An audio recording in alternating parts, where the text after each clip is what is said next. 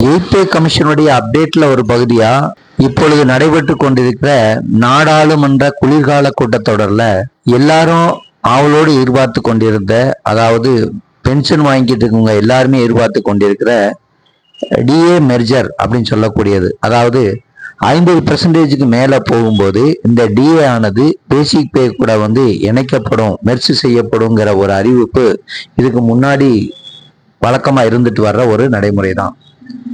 இது இப்பொழுதும் இந்த மாதிரி செய்யப்படுமா, இணைக்கப்படுமா, மெர்ஜ் செய்யப்படுமா அப்படின்னு கேட்ட கேள்விக்கு நாடாளுமன்ற கூட்டத்தொடர்ல கொடுத்திருக்க பதில நீங்க கேட்டா உண்மையிலே ஆச்சரியப்படுவீங்க.